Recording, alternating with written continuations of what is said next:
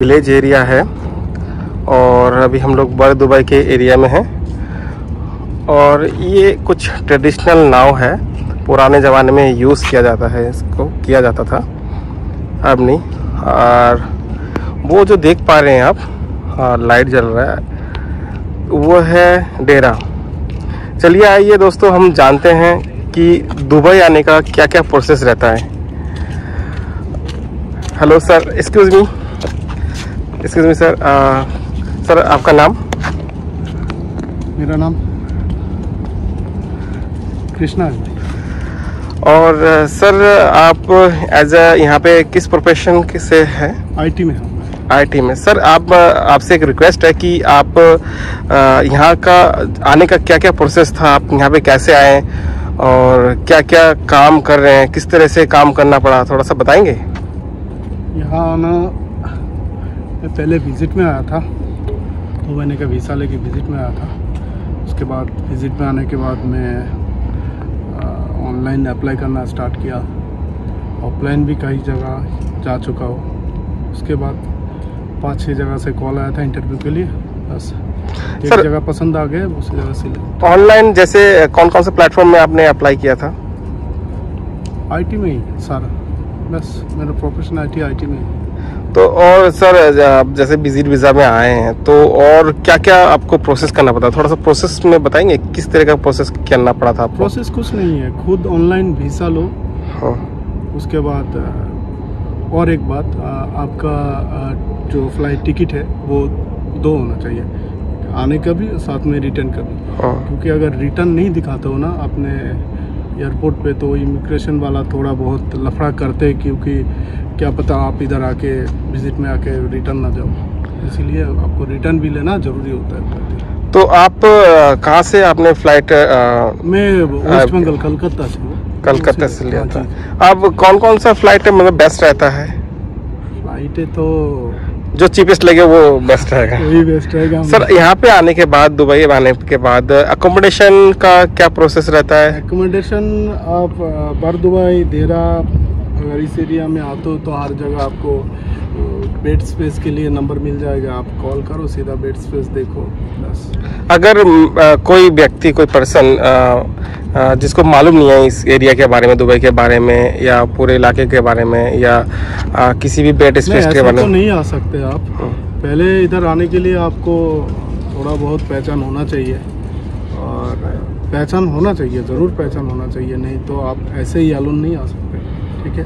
अगर कोई व्यक्ति जैसे कि अलोन आना चाहता है, अकेला आना चाहता है, अपने खुद के दम पे किसी को कांटेक्ट नहीं करना चाहता है, तो उन लोगों को क्या मैसेज देंगे? तो कोई ना भाई, ऐसे तो घूमने के लिए बहुत सारे लोग आते हैं। अगर काम के लिए आते हो तो आप जिस प्रोफेशन में है आप, तो उस प्रोफेशन में 100 में से आपको 110% ज़्यादा जानना पड़ेगा काम, तभी आप काम के लिए आओ। नहीं तो आओ इधर घूमो 1-2 महीना फिर रिटर्न जाओ, क्योंकि इधर काम भाई बहुत टफ है, इतना आसान नहीं है।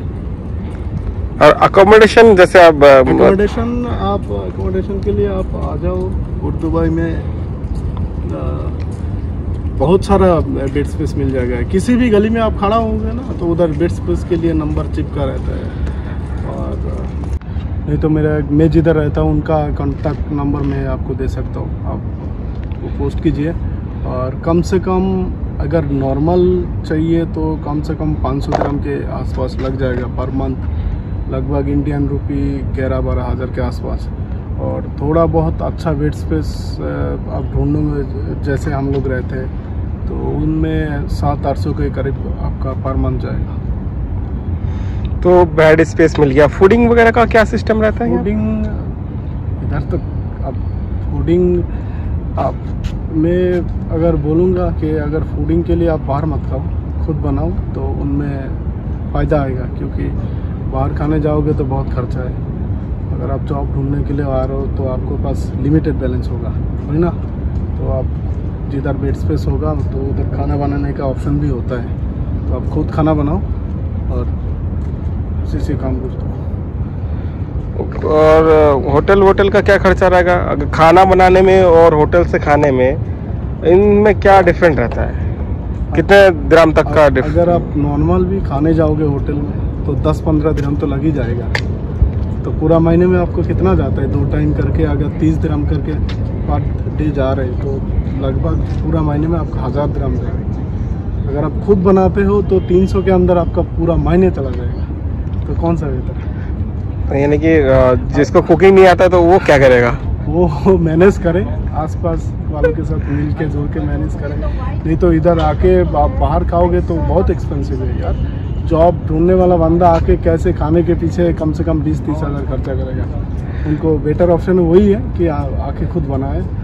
और जॉब ढूंढने के लिए जो जॉब सीकर हैं तो वो किन किन रास्तों पे मतलब कितने तरह का ऑप्शन है उनके पास जो जॉब ढूंढ सके हो? पहला बात तो है कि आप जॉब के लिए आ रहे हो, किसी प्रोफेशन में हो ना, तो उनमें से आपको 100 में से ज़्यादा होना चाहिए, 100 से, तभी इधर आपको आके काम मिलेगा, नहीं तो नहीं मिलेगा। इधर बहुत टफ है। और इधर आने के बाद आप ऑनलाइन बहुत सारा एप्लीकेशन है, लाइक नौकरी गल्फ, इंडीड, बहुत सारा एप्लीकेशन है, उनमें अप्लाई करते रहो, आपको जॉब मिल जाएगा। मिल नहीं जाएगा सीधा आपको इंटरव्यू के, अगर आपका रिज्यूम पसंद आते हैं, आपका सीवी पसंद आते हैं तो वो लोग आपको बुलाएगा इंटरव्यू। अच्छा, सीवी कुछ डिफरेंट होना चाहिए, जैसे हम लोग नॉर्मल सीवी यूज़ करते हैं उसमें थोड़ा फॉर्मेट अच्छा होना चाहिए, देखने में थोड़ा, समझ रहे हो ना, लुकिंग में थोड़ा अच्छा, प्रोफेशनल टाइप का होना चाहिए। प्रोफेशनल टाइप का सीवी होना चाहिए, नॉर्मल सीवी वगैरह नहीं चलता। हाँ, तो और जैसे जॉब ढूंढने के बाद वो मतलब किस किस तरह का जॉब मतलब उन लोगों को लेना चाहिए, मतलब उनके प्रोफेशन के हिसाब से? कई सारे यहाँ पे किस किस तरह के लोगों से बचना चाहिए जो जॉब दे रहे हैं, जॉब प्रोवाइडर हैं, तो किन किन लोगों से बचना चाहिए? देखो, बात ऐसा भी है, अगर कोई बंदा थोड़ा बहुत अपने काम में ढीला है तो उनको थोड़ा सतर्क रहना पड़ेगा, क्योंकि बहुत सारा ऐसा कंपनी इधर है, स्कैम भी होते रहते हैं। इधर काम करा के 2 महीने आपका विजिट वीसा है, आपको 2 महीने काम कराने के बाद बोलेगा कि आपको नहीं रखना है, ऐसे होते हैं। तो जब भी आप कोई किसी भी जगह जॉब मिले, आप जॉब ज्वाइन करना चाहते हो, पहले एग्रीमेंट पेपर सारा कुछ पढ़ के, यानी पेपर वगैरह सब कुछ सही हो, तभी जाके उसी जगह ज्वाइन करो, नहीं तो नहीं। और किन किन बातों को ध्यान रखना चाहिए इस पेपर के आगे? जैसे एग्रीमेंट हो गया है, और जैसे बोले आप वीज़ा के लिए बात कर लिए, और जैसे हम लोगों को विजिट वीज़ा है तो 2 महीने का विजिट वीज़ा, 2 महीने का काम करा लेते हैं, तो उससे कैसे बचेंगे हम लोग? वो तो वो लोग जब ज्वाइन करोगे किसी जगह, उसी टाइम सीधा आपका गवर्नमेंट का एग्रीमेंट पेपर होता है, उसी में साइन वगैरह पढ़ के साइन करो कि उनमें क्या वो लोग लिख रहे हैं, वो आपको पढ़ना चाहिए ठीक से, फिर जाके साइन करो। फिर आगे का प्रोसेस होते हैं, मेडिकल वगैरह होते हैं, उसके बाद आपका इधर का जो इमारत ID है वो बनता है, रेसिडेंट ID। तो ये सब चीज़ देखना पड़ता है सारा कुछ। और जो जॉब सीकर है तो उनको किन किन बातों का, किन किन चीज़ों का प्रॉब्लम फेस करना पड़ता है मोस्टली? अपने काम में अगर कोई बंदा सही है, अपने काम अच्छे तरीके से कर सकता है, तो उसके लिए कोई प्रॉब्लम नहीं है। अगर कुछ भी नहीं, थोड़ा बहुत जानते हैं, उम्मीद लेके आ जाते हैं कि हाँ उधर जाके मेरा नौकरी लग जाएगा, तो मत हो भाई, तो बहुत मुश्किल है। और एकदम बहुत कम लोगों को ही एक चांस में नौकरी मिलता है, टाइम भी लग जाता है, लगभग 2 महीने भी लग जाता है किसी टाइम जॉब ढूंढने में। तो थोड़ा पैसा ज़्यादा लेके आए ताकि इधर सर्वाइव कर पाए, समझ रहे हो? और यहाँ पे कौन कौन सा लैंग्वेज यूज़ किया जाता है, और कौन कौन से लैंग्वेज में हम लोगों को काम ज़्यादा मिल सकता है? ये तो कॉमन सी बात हो गई, इधर आपको इंग्लिश तो चाहिए ही चाहिए हर काम पे, और साथ में हिंदी। आप अरबी ना जानो तो भी मुश्किल नहीं है, भले ही अरबी कंट्री हो, आप अरबी नहीं बोल पाते तो भी मुश्किल नहीं है, लेकिन आपको सही से ढंग से इंग्लिश बोलना आना चाहिए, और साथ में हिंदी भी। और जो मतलब इंडिया से या बांग्लादेश से या पाकिस्तान से आते हैं, जिनके पास वहाँ का एक्सपीरियंस रहता है, वहाँ के एक्सपीरियंस कैंडिडेट और यहाँ के एक्सपीरियंस कैंडिडेट में क्या डिफरेंट रहता है? डिफरेंट है। उधर का अगर 10 साल का भी एक्सपीरियंस है ना, तो भले ही काम जानता हूँ, फिर भी इधर आके आपको फ्रेशर के हिसाब से ही काम ज्वाइन करना पड़ता है। आपका अगर मिडिल ईस्ट का कोई जगह का एक्सपीरियंस है तो वो काम पे लगता है। नहीं तो भले ही आप काम जानते हो ना, ये लोग आपको ज्वाइन कराने के टाइम ऐसे दिखाएंगे कि आप ज़ीरो हो, आप कुछ नहीं जानते हो, आपको सिखा के फिर काम पे ले रहे हैं, ऐसे होता है इधर का। अगर शुरू में स्टार्टिंग में कम सैलरी भी मिलता है किसी जगह तो ज्वाइन कर लो, 1 साल बाद 1-2 साल बाद एक्सपीरियंस होने के बाद सैलरी अपने आप बढ़ता है। इधर का एक्सपीरियंस होना ज़रूरी है लगभग। तो फिर आशा करते हैं जो भी भाई आने वाले हैं जॉब के लिए, तो अपने जॉब के लिए किन किन बातों का ध्यान रखना पड़ेगा, इस बात को लेके हम फिर समाप्त करते हैं इस वीडियो को।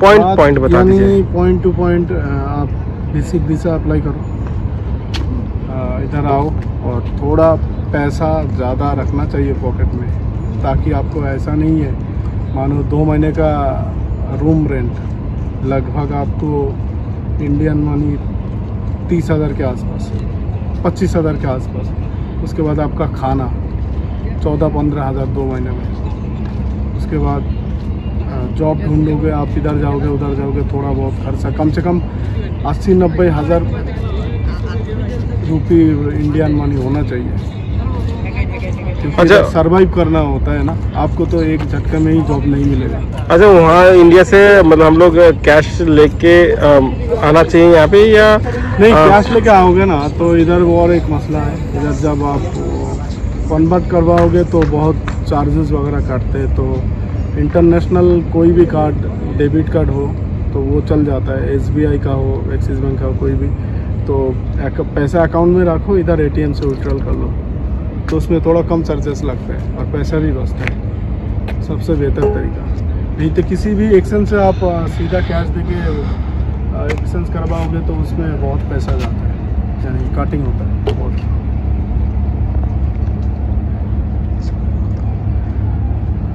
ठीक है, चलता हूँ। चलो, थैंक यू भाई, आपका वैलिडेशन देने के लिए आपका बहुत बहुत शुक्रिया। जैसे कि कृष्णा सर ने बताया हम लोगों को IT के बारे में, वो IT का जॉब ले रहे हैं, एक जॉब सीकर के हिसाब से आए हुए थे यहाँ पे, और यहाँ पे स्ट्रगल करना बहुत ही मुश्किल है। ऐसा ही नहीं कि आप लोग विजिट वीज़ा पे आए और चले गए, जाके जॉब मिल जाएगा। यहाँ पे कई सारे टाइम, मतलब 2 महीने का विजिट वीज़ा पे आते हो तो 2 महीने कम से कम लग ही जाएगा। आपको हिम्मत नहीं हारना है और लगातार कोशिश करना है, ऑनलाइन ऑफलाइन जहाँ भी पॉसिबल हो सके वहाँ पे आप अप्लाई करते रहो। ऐसा भी हो सकता है कि एंड मौके पे आप लोगों को एक से एक बढ़कर आपको ऑफर आने लगे, क्योंकि यहाँ पे थोड़ा सा टाइम लगता है और स्ट्रगल करना ज़रूरी है। स्ट्रगल नहीं करोगे, उम्मीद हार जाओगे, तो वो बंदा ना आए यहाँ पे जो उम्मीद हार जाएगा। और उम्मीद नहीं आना है, हमेशा डट के रहना है, थोड़ा सा धीरज रखना है अपने आप को, जिससे कि आपके जो गोल्डन चांस है वो ना छूट पाए। ठीक है, तो उम्मीद नहीं हारे, और जो जिसके अंदर मन में गट है कि हम लोगों को जॉब करना है और 100% वेट करना है और उम्मीद नहीं हारना है। इसी से हम समाप्त करते हैं इस वीडियो को। थैंक यू, धन्यवाद, गुड नाइट।